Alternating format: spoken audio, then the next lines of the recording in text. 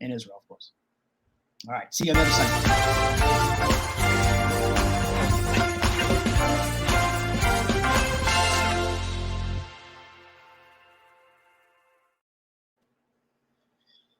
Dirty Moderates, Israel attacks, scratch that. Iran attacks Israel in a really history-making day this past weekend. So I didn't want to waste any time in bringing on a friend of the show, someone who joined us not long ago to talk about the crisis in Gaza, and now is here to help us illuminate this entire, I would say, kind of remaking of almost regional stability or instability and all that went with it. Anyway, Shael Ben Ephraim is here. You all who listen to this podcast know him. Shael, welcome back to the show. Thank you. So great to be here. Such a great catchy tune. It always makes it so fun to join. Well, all right. So those who don't know, Shael has worked in IDF intelligence and as a podcast on all things Israel. Tell us about the background of this attack. Let's start with that. I mean, we knew it was coming. We knew Israel took out one of the consulates in Damascus. But let's go through it back to basics. I think it sort of came out of nowhere for a lot of people. You and I follow this avidly. But let's go back to how did we get here? Yeah, so there's been what people call a shadow war between Israel and Iran now. I don't even know when it started. I mean, since the 90s probably, and increasing with increasing intensity in the last few years. And what the center of the tension has been before October 7th was the transfer of weapons and the transfer of fighters through the Bekaa Valley from Syria into Lebanon, creating sort of a Shiite crescent of Iranian power leading all the way from Iran into Lebanon, turning Hezbollah into probably the strongest non-state military actor in recent history. Mm-hmm. And Israel has been doing what it can to interdict that development by bombing trucks, convoys, killing commanders. The United States has been involved in this effort as well, most famously when President Trump ordered the assassination of Soleimani, which in my opinion was the highlight of his presidency. Yeah, that was the one moment I supported Trump. Well, wait. We talked about it. We're going to give him credit because we're seeing some of the benefit from the Abraham Accords right now, right? I mean, to a certain degree. I mean, that's a very complicated discussion, and we can have it. Okay. I'm less sure about that. I'm definitely confident that the Soleimani... neither of us can stand Donald Trump, but I think, again, the taking out of Soleimani and what was achieved regionally through that agreement, I think paves the way for a more or less a less volatile region. How about that? Well, I would argue that by ignoring the Palestinians and the Abraham Accords, this played some part in October 7th. Okay. I think that it's very important to remember this for the future. So I'm not doing this to be pedantic and be annoying. No. I think it's very important to remember in the future that we can't bypass and ignore the Palestinians when we do regional diplomacy. Because if the Palestinians are ignored and bypassed, what we've learned from the past, whether we're talking about the first Intifada or what's happening now, is that they will make sure that you pay attention to them. Because for them, it's life or death. So if they're ignored by the international system, they will act. And that's not good for anyone. Right. But anyway, getting back to Iran. So Israel had an opportunity to kill basically everyone at the top of the chain of command of the IRGC, of the Iranian military Revolutionary Guard that's running this at the same time. Now, why were they so brazen as to gather at the same place at the same time? Because they were gathering at a compound in the Iranian consulate in Damascus, which according to the Vienna Treaty, you're not allowed to hit, even if the targets there are military. The targets were military. I've seen some people say, oh, they were diplomats, they were politicians. No, they're military. They're legit targets. But the where they were hit is technically not a legitimate target. So they thought that Israel wouldn't do that. Israel did hit there. Now, the Iranians had a real embarrassment when Soleimani was killed, that they didn't respond as strongly as people expected them to, because Soleimani was a symbol. And they responded by, half-heartedly bombing some American bases. It was really quite pathetic in terms of what their supporters were expecting. And now some of their supporters were teasing them, now we're going to see how they're not going to do anything about this either. So between the attack on Iranian sovereignty and between killing the person who was Soleimani's, who took over Soleimani's job, Iran was forced to react sharply. And here we had a serious failure of Israeli intelligence. Not the first time, unfortunately, probably not the last time. They expected the Iranian attack response to be muted. It was not. And one thing we've discovered about Israeli intelligence is they're very good at knowing what the enemy is doing factually, very bad at knowing what the enemy is planning. That's what's interesting. Yeah. They're psychological. They know it when it's happening, but they don't know exactly when it's going to hit. Is that right? Yes. So they have good sources. They don't understand the mentality of the enemy. Wait a second. I got to stop you there. This is amazing. Yeah. I mean, your beloved half homeland, as we call it, because I know you're half American. But hold on. Israel doesn't know what the enemy's planning? Israel doesn't understand how the enemy's mind works. Oh, I think that's the thing. So the way intelligence works is you get a lot of information. There's a lot of noise. You hear different plans. You hear this plan, the other plan, this plan. So the fact that when they say they knew about 9/11 or they knew about October 7th, that's a bit of a misunderstanding of how intelligence works. You get all these different plans, and some of them are blowing smoke up your ass. Some of them are fake plans to throw you off. Some of them are real plans that don't come to fruition. Things change. So basically, you get a plan. You don't know if it's going to happen or not. What you need to do as an intelligence agency is try to figure out how your enemy thinks so you can have some idea of which plans they're actually going to follow. Israel seems to, I wouldn't have told you this before October 7th, but I think everyone can agree now who's analyzing this, Israel stinks at that. It stinks at that. It didn't know what they were going to do on October 7th. It didn't know how they were going to react now. And you can look all the way back to 1973. The main difficulty in 1973 wasn't that they didn't know what the Egyptian military was doing physically. It's that they didn't understand what the Egyptians were planning and that the Egyptians would be willing to risk losing for the national honor. They don't understand the psychology. I think that just like Americans, Israelis have a tendency to think the enemy is a bit more rational than they are. Right. It's a problem Americans have. Americans think that if you throw money at problems and at countries, they'll become more peaceful. That doesn't work in the Middle East.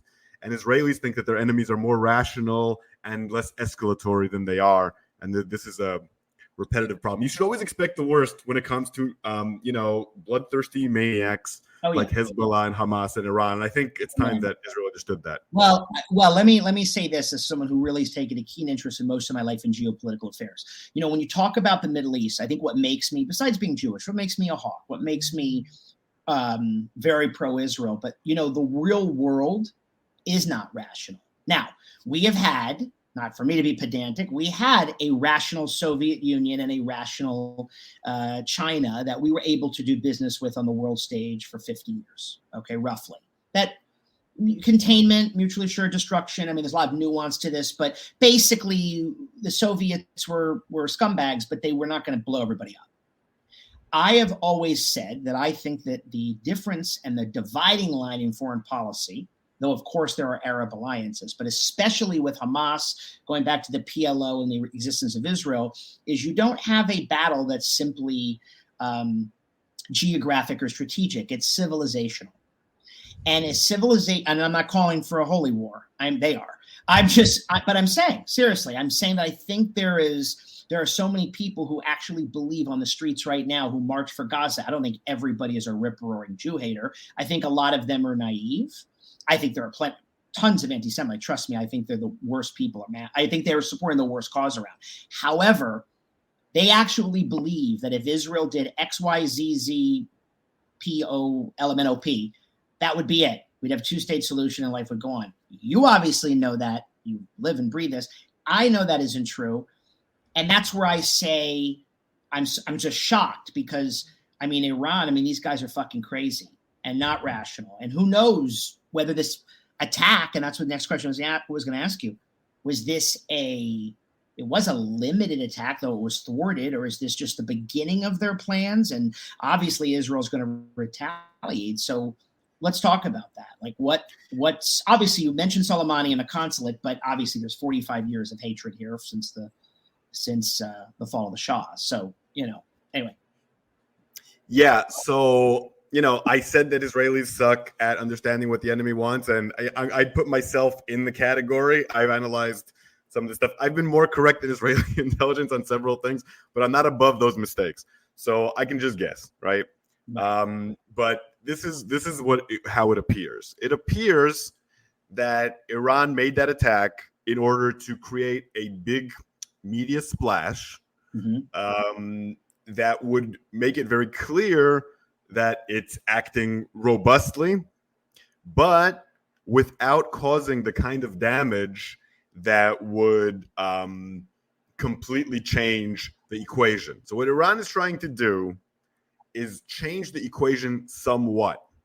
They're changing the equation somewhat to, if you do certain things, we will react from Iran itself, something that they've avoided until now. They don't want to react too harshly, I believe, to Israel for one very simple reason. Israel has what we call escalation dominance over Iran, which is the fact that if the flames go higher at some point, and that point might not even be that high up, Israel can cause a lot more damage to Iran than Iran can cause damage to Israel. I think the fact that all these missiles were shot down is an indication of the fact, not that Iran can't harm Israel because it didn't shoot everything it had, but that Israel can harm Iran a lot more. Iran doesn't have those self-defense systems that Israel has, not at that level. No. And Israel can hit them. So it knows that if it escalates too much, Israel will hit it. On the other hand, Israel doesn't want to escalate too much because it's in the middle of two conflicts. Has no idea how to end. It's doing very badly right now, honestly, in Gaza and in Lebanon. So Iran knows that Israel can cause them a lot of harm, but then they're just trading missiles with the entire Middle East. So they're gambling on the fact that Israel is going to want to contain that. But then, of course, Israel doesn't want to look like a wuss in the Middle East. And everyone in Israel now is waiting for the response. If you dare to say they shouldn't respond, people get very angry at you. So they're just going to have to respond. Then is Iran going to have to respond? You see, so you have to, there's a psychological and political need to keep responding, but no one actually wants it to escalate. The interesting thing here, the big story, which of course and those people who don't follow Shael on Twitter need to follow him. But certainly I get thankful to get a lot of your feed. The Saudis and the Jordanians stepping up to play here, though it didn't shock me. Look, there's so much ignorance on this. I mean, Jordan's been low-key a major strategic partner with Israel for 30 years. The Saudis were working toward normalization before October 7th. It turns out many of them are saying Hamas did this to thwart that. You and I have had that conversation. But pretty big deal to have these big countries that actually took the side of Israel, right, in a mini conflagration like this, right? Talk about that, because I don't think that can be understated. Yeah. There's an absolutely historical element here. So Israel and many Arab countries have been working in a semi-secret, clandestine way together for many, many years. You mentioned that Jordan has been a partner for a long time. That partnership was formed around 1970 when Israel helped Jordan get rid of the PLO in Black September. Well, they were trying to overthrow the Jordanian monarchy, weren't they? Weren't with Palestinians? That's right. Yeah, right. And kill the king. And of course, he didn't appreciate that. So Israel and the United States, Israel and the United States, I won't go into all the details, but Israel and the United States together saved his ass. And then that changed a lot of things. In 1973, King Hussein tried to warn Israel about the invasion. He already saw himself as a partner. So that's not new that there's a lot of cooperation under the surface. But what's new here and historical and quite incredible is that Jordan actually launched its Air Force publicly to shoot down drones flying at Israel, including the king's daughter, who, according to reports, probably exaggerated, but still, why are they saying that? Shot down 6 drones. They took all these glorious pictures of her, coming out of the plane, looking all like a heroine.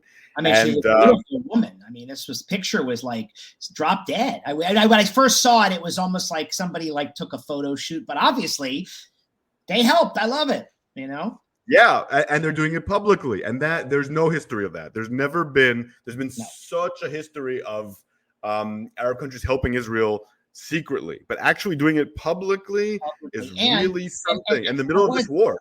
Yeah, and I want to tap onto this, and obviously I love this because you and I you've been on, and our freewheeling ways here. I want to make sure we touch these points.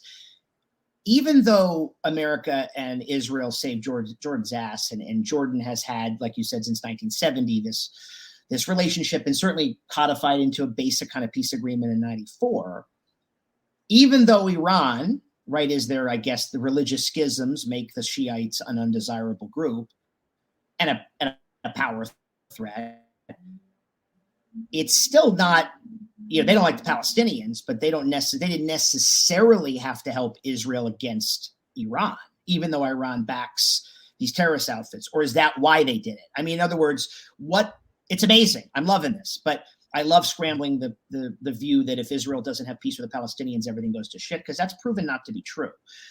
It's a problem for Israel, but it hasn't created but it hasn't been there's a lot of peace going on in the region. I'm not excusing every single thing.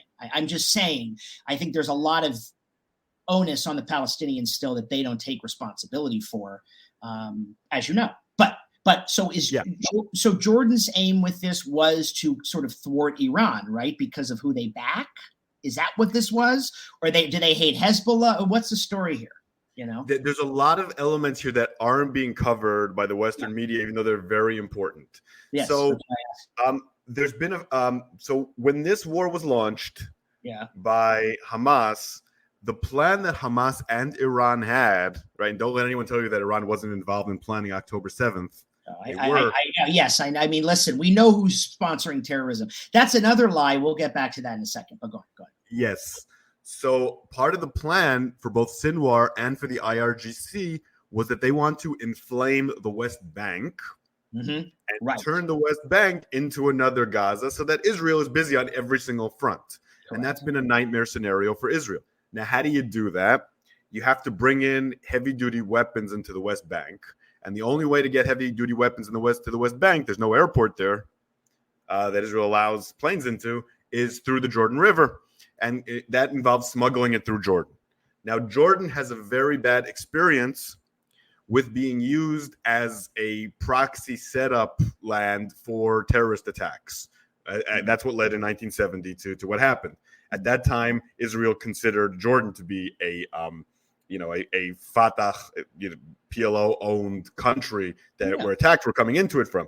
And that, led to a 67 war, for their involvement in the 67 war. And it led to 1970 Black September. So they tried to prevent that. So the Jordanian military has been fighting arms smugglers, has been killing IRGC agents, has been confiscating arms coming into Jordan. And in order to further this plan, and I don't know all the details of this, but in order to further this plan, Iran has definitely tried to destabilize Jordan and has definitely tried to destabilize the Hashemite kingdom and the king, just like the Palestinians did in 1970. So he's stood in the way of this Iranian plan for a Shiite crescent, uniting the West Bank to Syria, to Iraq, to Iran, the way they already have with Lebanon.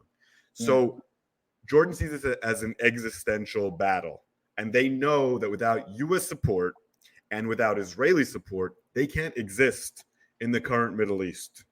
The biggest victims of the United States withdrawing or Israel losing power would probably be the Hashemite kingdom, and they haven't survived this long by being stupid. No. And they're allies for sure, which is wonderful to see, because of course they were, ardent foes like Egypt once was of Israel. And they were, as they mentioned, they attacked and were. Well, they've never been as ardent foes as the other Arab states. Even in 1948, it appears the documents that we've seen since then that Jordan never really intended to destroy Israel. Their main goal in invading in 1948 was to stop the Egyptians and the Syrians from taking over. Yes. Right. They hate Palestinian nationalism and always have and see that as the main enemy. And that's the core of the cooperation between Israel and Jordan. Still is, always has been. Well, I happen to agree with them. That is an enemy. To your knowledge, are Bibi Netanyahu and the King of Jordan, I would say friends? Are they frenemies? Are they, what do they talk? What do they do? They really deeply dislike each other. The reason being that Netanyahu is a serious problem for Middle Eastern leaders who rely on cooperation with Israel because they need to cooperate with Israel, but Netanyahu makes it incredibly costly by constantly causing diplomatic incidents and problems that he doesn't have to. Right. And using them for political gain. It's the same problem that Joe Biden has with Netanyahu, Hussein and others have with Netanyahu. And he's often conducted Mossad operations and things like that without consulting the Jordanians, and that's been a problem for a long time between Netanyahu, starting in his first term back in the 90s until now. He's never really respected Jordanian sovereignty. He's never really respected Jordanian interests, and they really resent that, the Jordanians, because they really need cooperation with Israel. Now, was that a deviation from past prime ministers? Were the rest of them a little more amenable to Jordan? Well, or is Bibi? Is Bibi uniquely awful in this, or were the rest of them bad faith actors too? Bibi's uniquely awful. Yeah, I mean, I have some hesitancy saying that because only in '94 did you have peace, and before that was a very different situation. Cooperating with them was harder, and most of the time since the peace agreement, Netanyahu's been prime minister. We've had a few years here and there with someone else. Well, '94 he wasn't it still Rabin?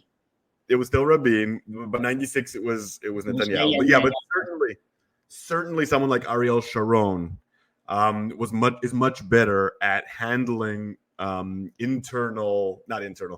handling Middle Eastern diplomacy than Netanyahu is. That's interesting because Sharon was long regarded as the great right-wing troublemaker, right? But Sharon was a little bit like an Israeli Assad. He was he would have been a dictator if it wasn't Israel. He was a strong man. If he told you something, you could rely on him and on the international scene that he would do it. And if you messed with him, you could rely on him that he would kill you. And the Middle Easterners respected that. He's of the same cloth. Some Israeli leaders were like that.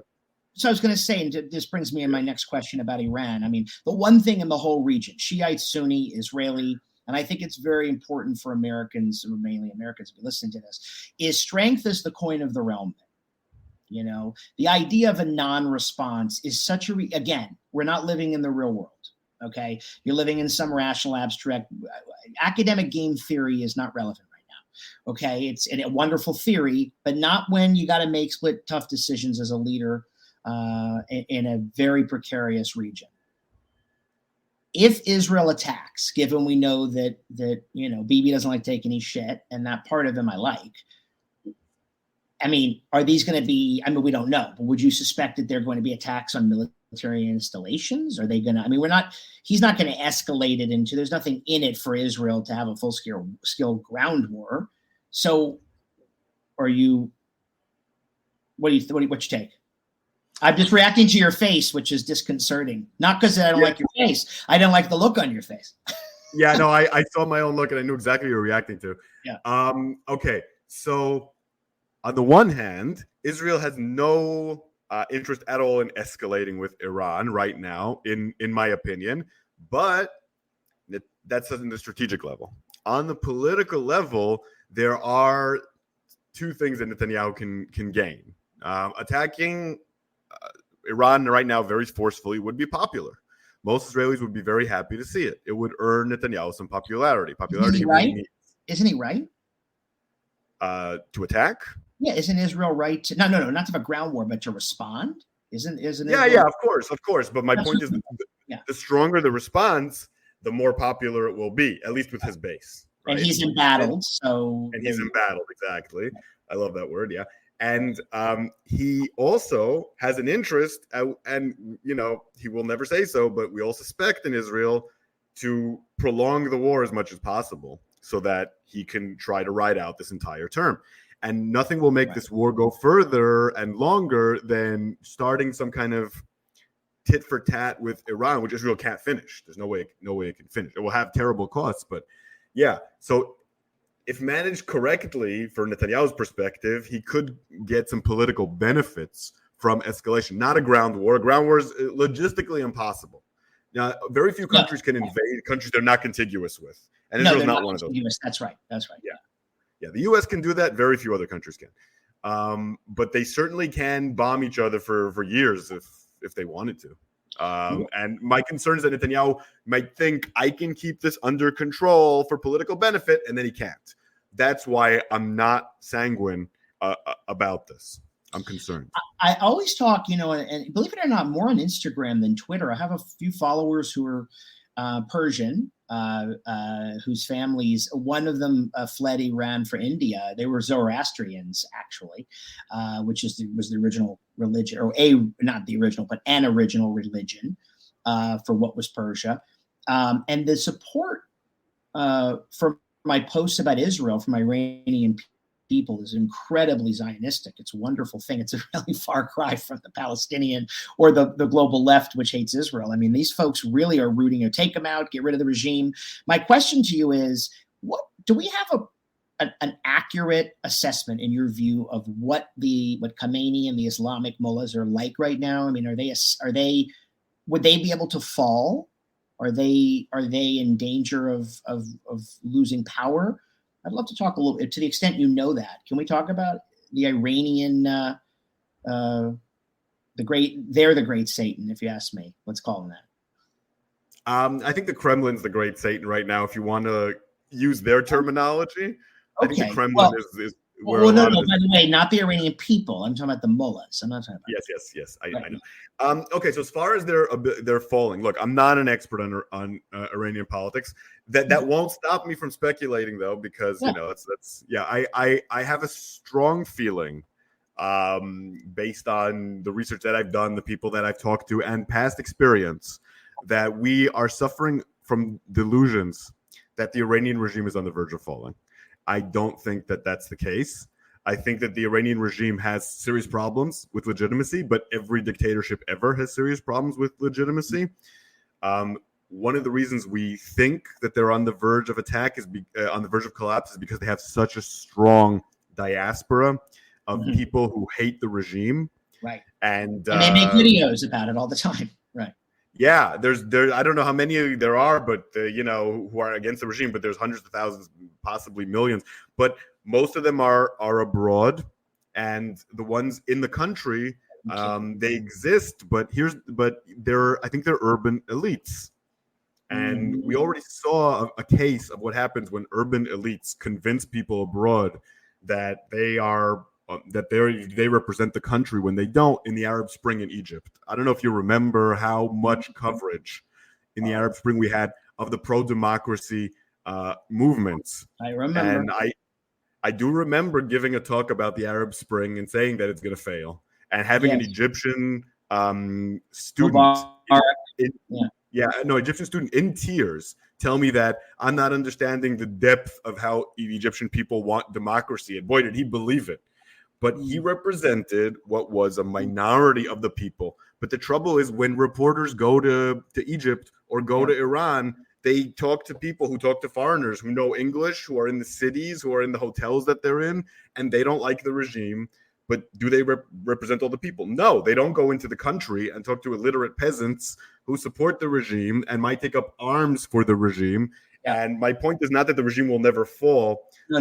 Don't have any illusions that all you do is push it and it will collapse. It doesn't work that way. And there's this illusion that we have in the West that we're going to be greeted as liberators every second. It's not going to happen. Don't plan based on it. If you can poke holes in the regime through the CIA, Mossad, great. But Israel bombing or the U.S. bombing is only going to make people rally around the regime. Yep. It's going to make them crack down on opposition. Yep. Before the war in Ukraine, we also saw that in Russia there were all these opposition groups. That's one of the reasons he invaded Ukraine, so that he would have an excuse to crack down on them. And it worked. That's right. Speaking of Putin, since we're talking about him as the great Satan, so obviously he holds an important partnership with Iran, as he did with Assad and Syria, or does. What's his end game here? How would you think the chessboard would look with an Israeli response to Iran? I mean, does Putin supply them with any necessary technology or anything? What do they get out of it? Well, right now things are reversed. Instead of Russia supplying Iran with technology, Iran is supplying Russia with technology. Yeah. All the drones that they used against Israel are the same drones that they're using against Ukraine. I want people to know that the drones used against Israel were literally the drones Putin used against Ukraine. That's such an important point, which is why, again, I'm a believer in the Reagan doctrine, okay, as a Cold War kid. I'm not trying to it's not about being a partisan. We've lost our way. We have very weak leadership right now, in my opinion. I believe in peace through strength. I believe in alliances, but I believe our adversaries have to fear us. That doesn't mean I believe we go to war with everybody, but I believe they have to fear us. And my point in saying this is there is such an important nexus between, to me, supporting Israel and supporting Ukraine. The fact that this has been engulfed and swallowed by MAGA assholes, okay, who are not doing their job in Congress. So Trump is, their marionette. And that there are people in the Progressive Caucus who've not wanted to sign a discharge petition to get the Israel and Ukraine aid to the floor because they're mad at Israel. This is just bad for the world. And I think you agree, right? I mean, there's an important connection to, again, for lack of a better word, democratic strongholds in regions that share our values. And that's what I believe we ought to be aligned with.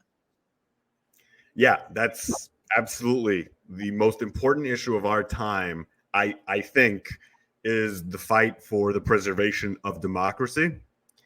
And the front lines in the fight for preservation of democracy are in Israel and Ukraine. And I am just as gung-ho and passionate about Ukraine as I am about Israel. I just talk about it less because I'm not less of an expert, right?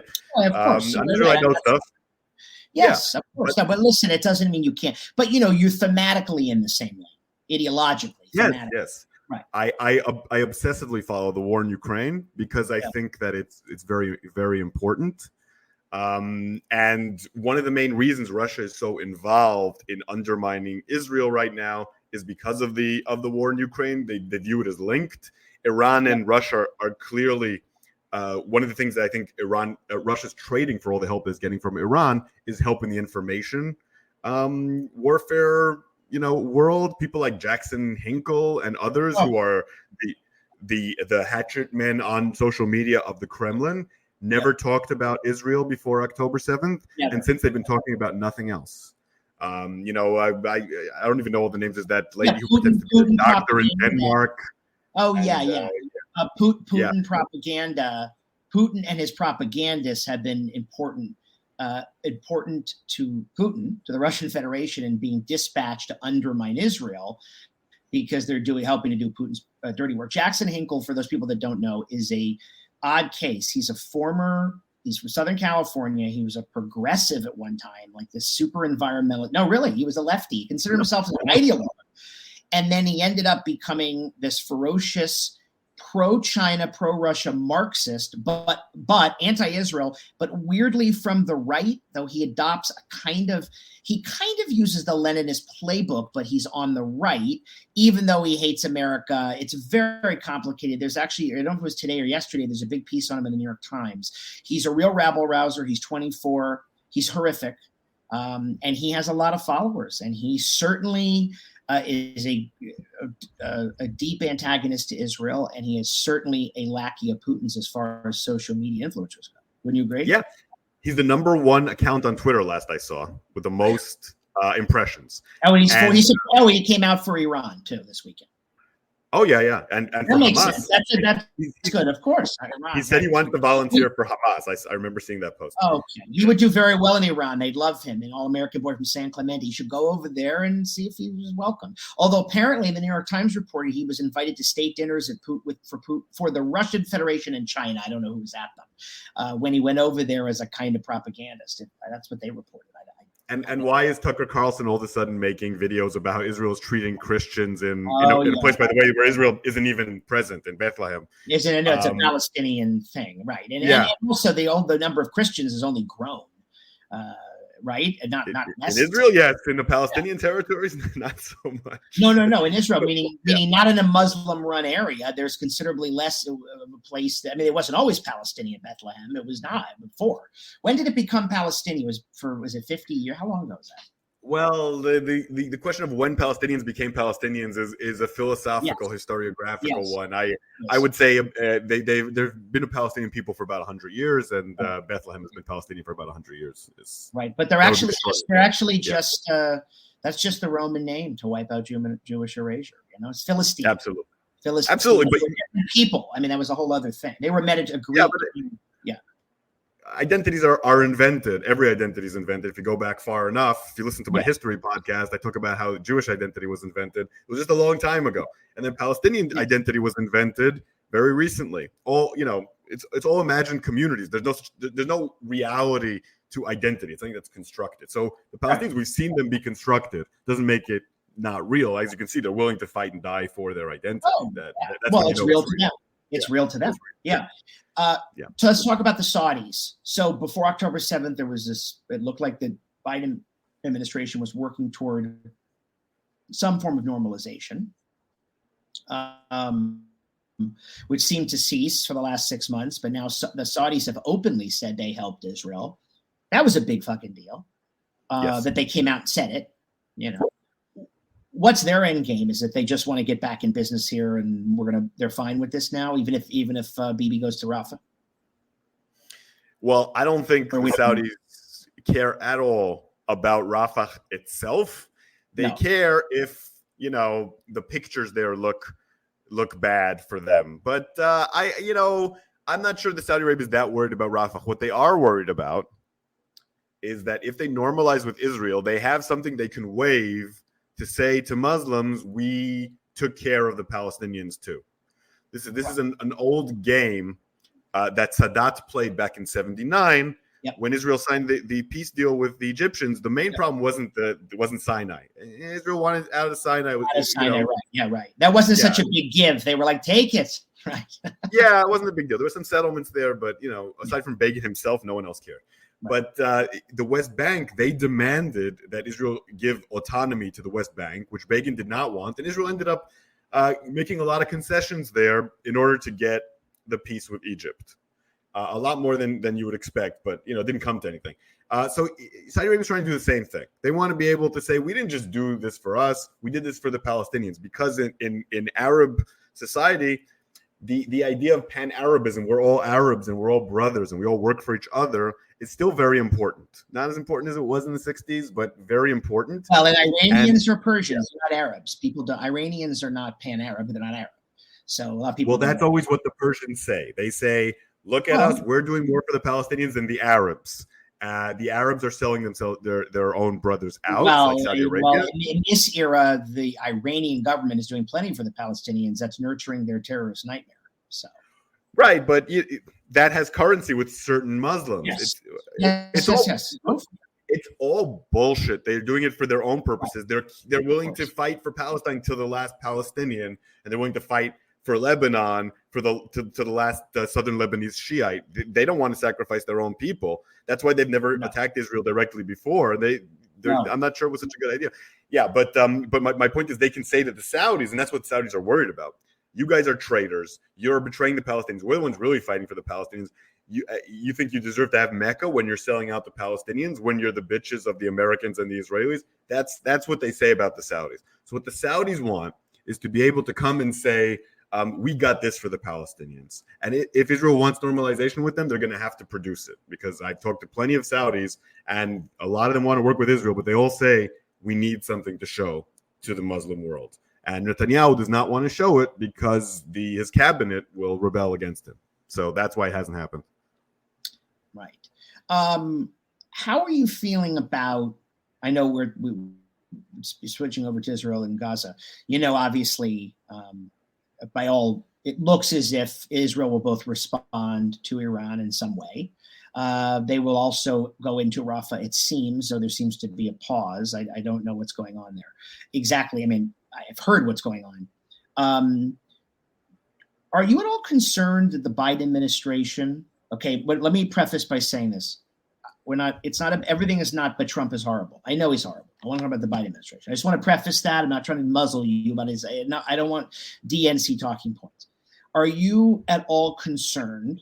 I know you don't give them anyway. I'm giving you a hard time, but I'm just saying, I don't want to get, well, Trump is a menace. Yeah, we know, but he's not there now and he may not be there. So may not get in. So are you at all concerned that there's been a lot of mixed messaging now? There's been sort of this politically, Democrats are worried about Michigan. They're worried about the youth vote. So they're doing a little bit of this. I'm looking over here. I'm looking over there. We're going to send you arms shipments, but then some congressmen are saying, don't do that. The aid workers, I mean, God bless these people. They went to a war zone. Aid workers get killed. I don't mean to be callous. I mean, this is insane that Jose Andres is governing international policy. I really don't care what he has to say, quite frankly. I mourn for the dead, but I really don't. What is Biden just seems to have taken his foot off the pedal ever so slightly on this. No, I really disagree with the foot off the pedal. I agree with the mixed messaging. So I'll start with the mixed messaging. Biden is under incredible pressure. One of the things that people miss when they keep talking just about Biden is how much public opinion in the United States has changed. If you look at the polls, the amount of people who support the Israeli war effort is very low right now. There's more people right now who don't than do. And that's especially true among Democrats. So Democrat elected officials are increasingly trying to get a ceasefire in order to please their constituents, win their own elections, that sort of thing. And of course, Biden has to pay attention to that. On the other hand, he doesn't want to alienate Jewish voters. But and on the third hand, he is very focused on the actual diplomatic issues at hand. How much he's looking at the elections being vastly overstated, I think, because I don't think the Biden campaign actually thinks this is the issue that will make or break the elections. They think it's important, but they think that abortion, inflation, that those sorts of things are going to make. So I think that's exactly the border. Yeah. So yeah. So he's trying to address all these different things. He's trying to address Israel, Iran, Hamas, pro-Hamas demonstrators, moderate legislators with doubts, the voters in the suburbs who are the swing voters. He's trying to address a lot of constituencies, and that's why his messaging is a mess. But the policy is actually not a mess. The policy has been very clear to try to get Israel to win with the lowest amount of casualties and bring in a moderate Palestinian reformed government to allow Israel to normalize with Saudi Arabia. That way he can protect Israeli interests, bring the war to an end, and shut out Iran all in time for the elections. That's his policy. You can argue whether it's a good one or not. I'm not sure that he really has an alternative to that policy. I can't really think of anything better that he could be doing. Well, I'm not against that. I'm not necessarily. I mean, you and I talked about this in the last episode. Sure. Ideally, there's a Palestinian version of Sadat that makes a deal. I mean, that would, yes, you have to deal with settlements, as you and I talked about. I guess a sort of disarmed West Bank and a Gaza that's run, I guess, by some version of a PA or something like that. Obviously, not a Hamas-led government; they have to be destroyed. And then obviously this, a deal with the Saudis as well. I just don't know if it can happen before November for a number of reasons. But I also feel that isn't Israel able to make a deal with the Saudis regardless of the existence of a Palestinian state? Because they were working toward that before October 7th. Or no? I mean, aren't they going to try to... No, the Saudis are just not going to agree. There's no reason for them to agree. The Saudis are already enjoying a lot of the benefits of working with the U.S. and Israel without the major albatross of looking like they're betraying the Palestinians. If they're the ones they want that for their own.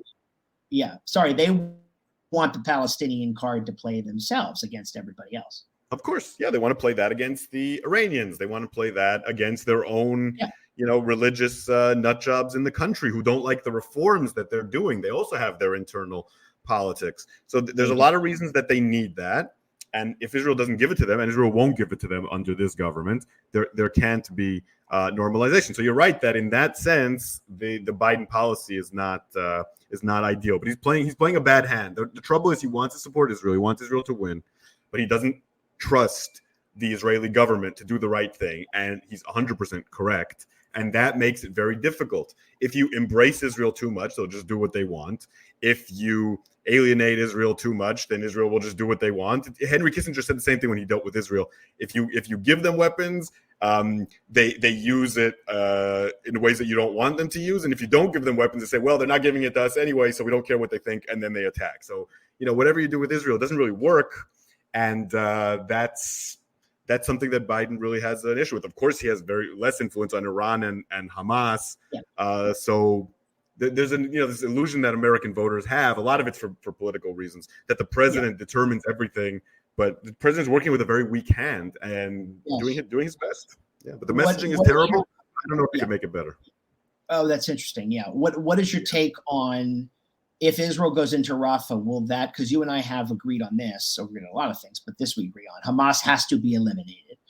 Is going into Rafah, and I'm for it. I'm very pro-Israel in this regard. I don't see how you don't, because we haven't finished the job despite it all. So if we don't go in there, you still have a Hamas-led government, and that's not going to change much. Maybe it cools down for a bit, but it's this weird.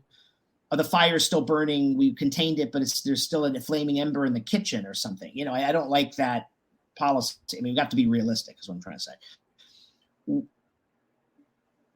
If Israel goes into Gaza, could they eliminate Hamas? I know there's going to be casualties and damage. Can they actually root these guys out?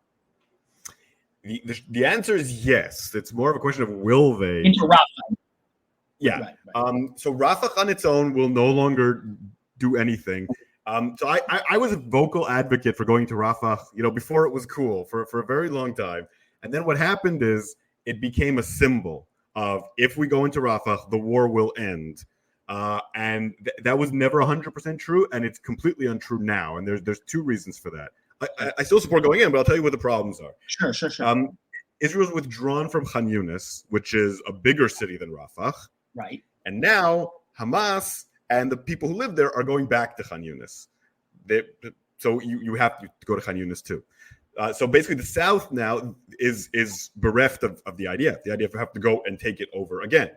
The reason the IDF left and hasn't finished the job isn't because the IDF doesn't want to or can't. It's because the orders it's been given from the government are not to control the Palestinian population and not to bring in a replacement government. Right. So as it stands right now, if the IDF just waltzed into Rafah, took over Rafah, they'd kill some Hamas people, blow shit up, then they would be sitting ducks for Hamas with no government in there set up by Israel to replace. And then eventually they would leave. Because what you have to do is you have to go in, take over everything, control the population, bring in a new government, and reform infrastructure and bureaucracy. And that is a painful, expensive job that will expose the IDF to a lot of risks and a lot of deaths in order to repair Palestinian society, something which most Israelis have absolutely no interest in. And that's only if Israel agrees to all these terms from the international community, which the Israeli government currently isn't willing to do. So the problem here isn't military. The problem here is political. Israel has to agree to bring in a government to replace Hamas, even if it's its own government, which it doesn't want to do, but it has a military government, a foreign government, the PA, whatever.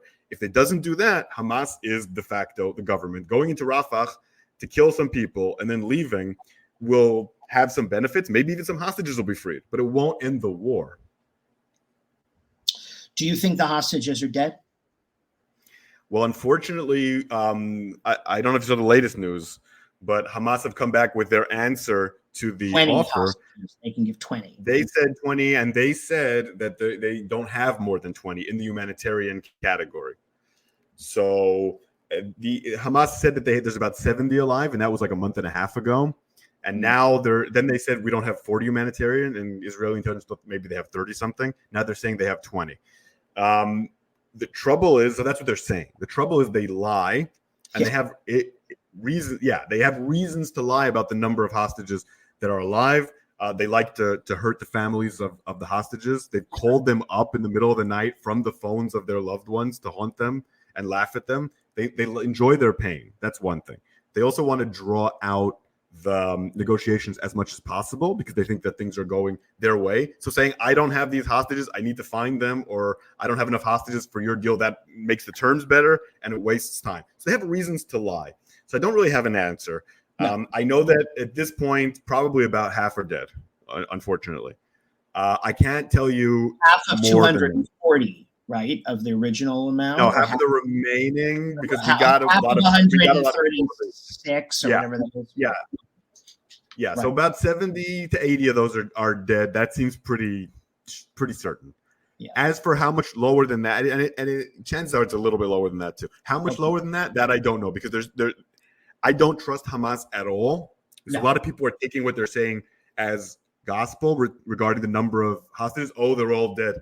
I don't think so. I think that it's important to them to keep some. They want to end the war, and they know that to end the war, they'll need to give Israel some hostages. So there's a bunch of them alive. I just can't tell you how many. Right.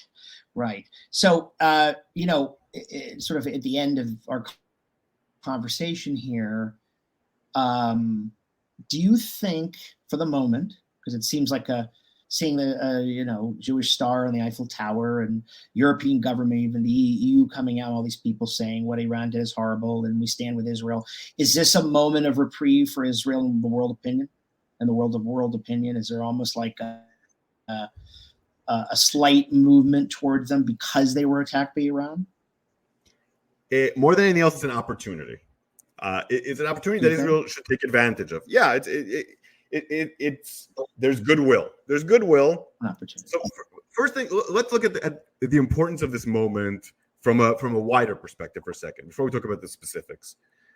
Okay. There is this disease in the way Israel looks at the world in foreign policy, and disease is the only word for it, of thinking the entire world is anti-Semitic and is out to get us.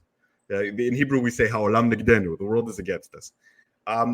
It's true to some extent. It's nowhere near as true as we think it is, right? What we do matters. We have friends. We have supporters. It's not that simple.